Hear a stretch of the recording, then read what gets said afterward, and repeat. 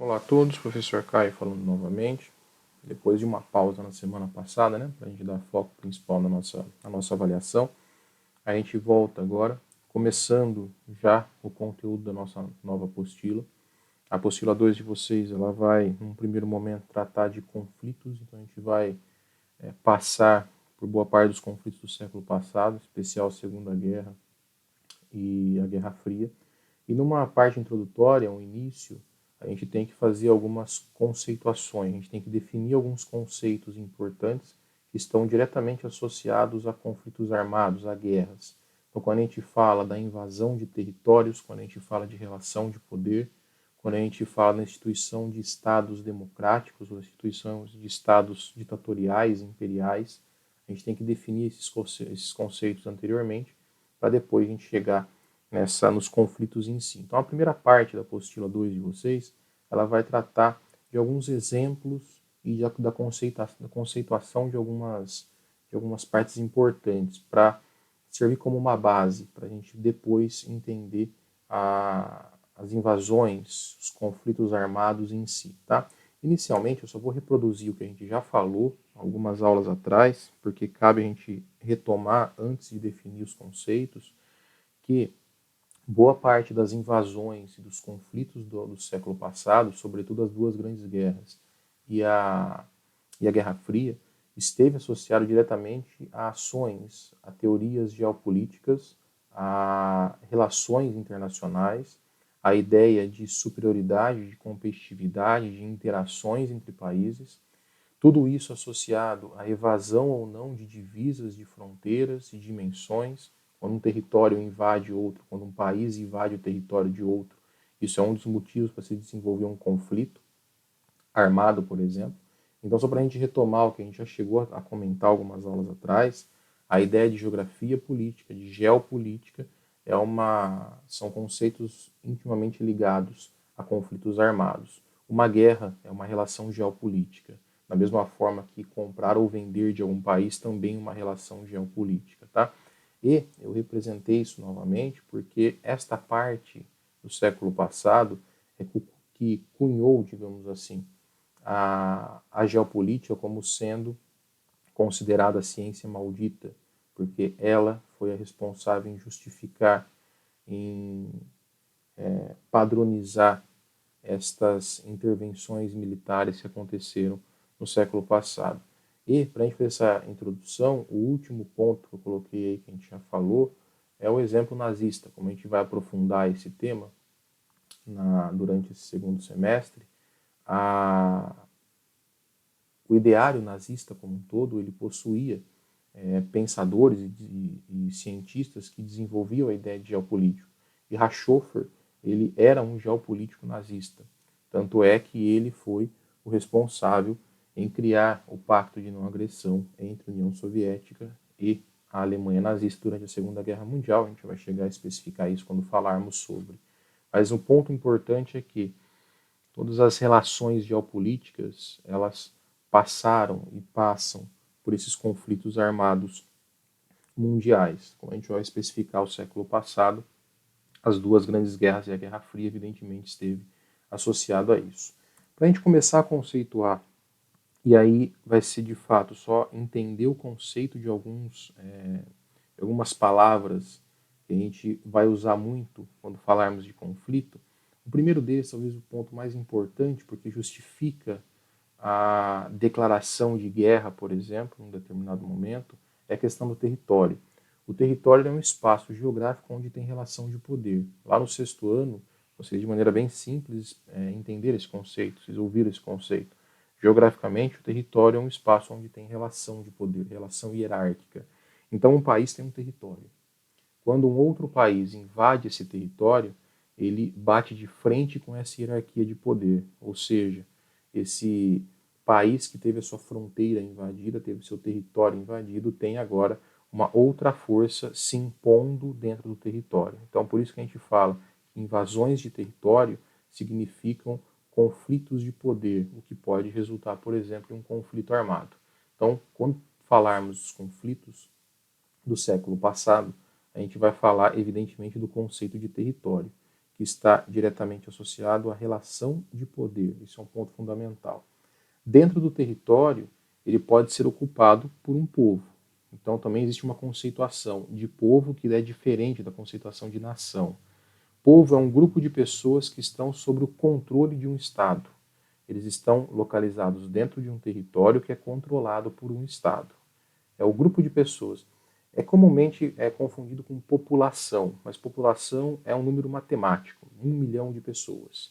Povo é esse grupo que está sob a égide que eu coloquei aí, ou sob o controle das leis criadas por um Estado.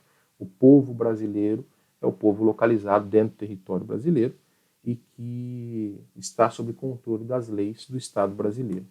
Só que tem o conceito de nação, que é um pouco diferente da ideia de povo. Quando a gente fala de povo brasileiro e nação brasileira, são coisas distintas.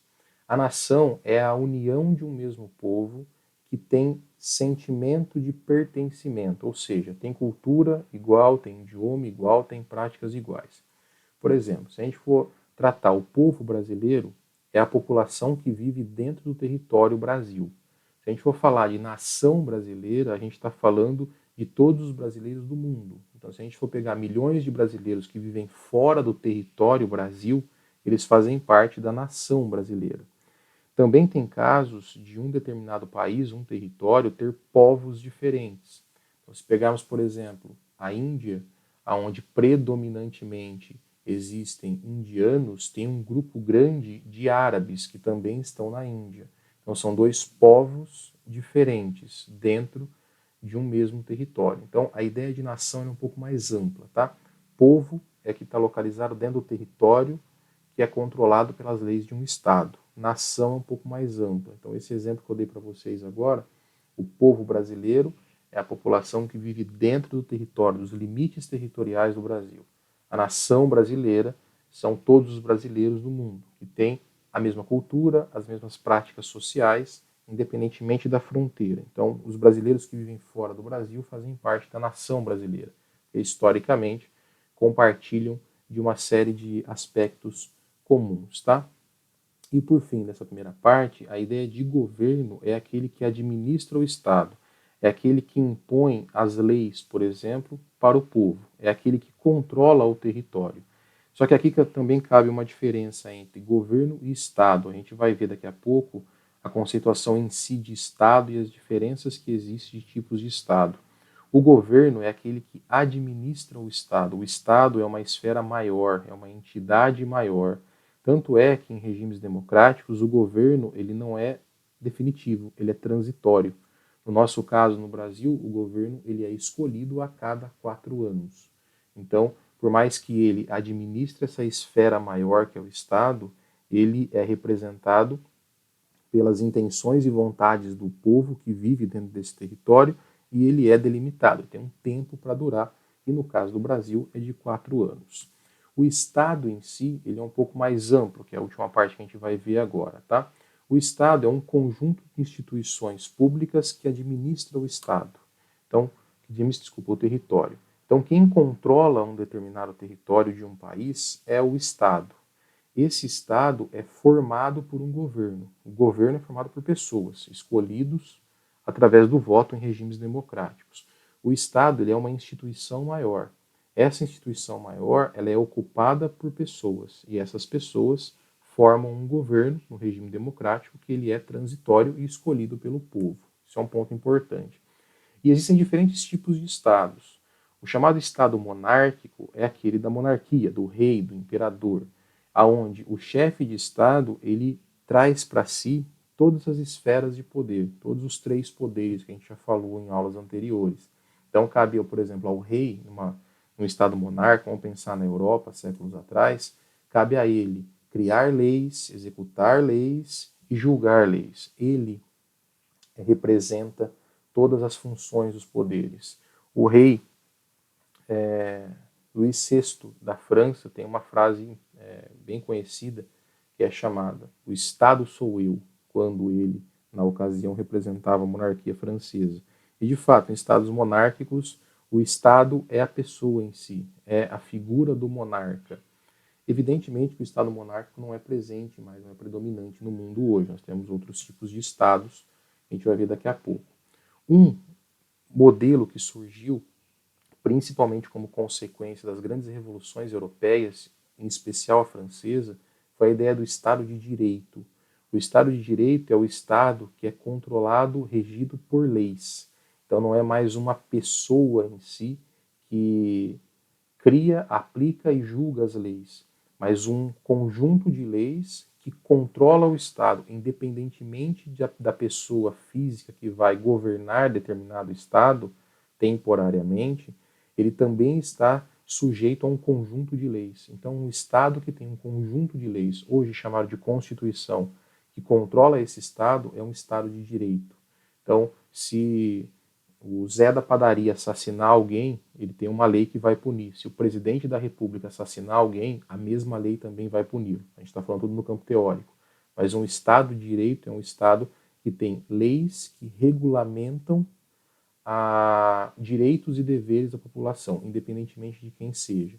E essa ideia de Estado de Direito, ela cresceu muito com as revoluções europeias, principalmente a Revolução Francesa. E o Estado democrático é aquele Estado onde os representantes são escolhidos pelo povo, ou seja, através do voto. Em alguns lugares, como o caso do Brasil, 4 anos, em alguns outros de 5 em 5 anos. Então, o Estado democrático, diferente do monárquico, ele é formado por governos temporários escolhidos por representantes do povo, ou seja, que na teoria são escolhidos para atender à vontade do povo que faz parte daquele território. E um último, chamado de Estado soberano, é quando o Estado exerce todo o controle do seu território. Então, o Brasil, ele é um Estado soberano? Sim, todas as fronteiras brasileiras são controladas por um único Estado. Existem locais onde conflitos internos criam forças paralelas, por exemplo, onde um Estado não consegue se impor como soberano. A Colômbia, aqui do lado do Brasil, nós temos um grupo chamado FARC, que é uma força revolucionária, um grupo paramilitar. Na Líbia, nós temos 2 governos contrários que cada um governa uma parte do país. É um conflito que existe entre eles. Então não existe um Estado soberano que controle tudo. Tá? Se pegar só para finalizar o exemplo do nosso Estado, o Estado brasileiro, ele é um Estado democrático, ou seja, nós escolhemos nossos representantes, de direito, porque nós temos uma Constituição maior, que é uma série de leis que regulamentam o Estado, e soberano, porque todas as fronteiras territoriais do Brasil é controlado por um único Estado, que é o Estado brasileiro. Então, no nosso caso, no caso do Brasil, nós somos um Estado democrático e direito e soberano, porque nós temos todas essas características, tá? A gente aprofunda essas explicações no momento ao vivo e talvez já comecemos também os exercícios da apostila nova de vocês. Então, até a próxima aula.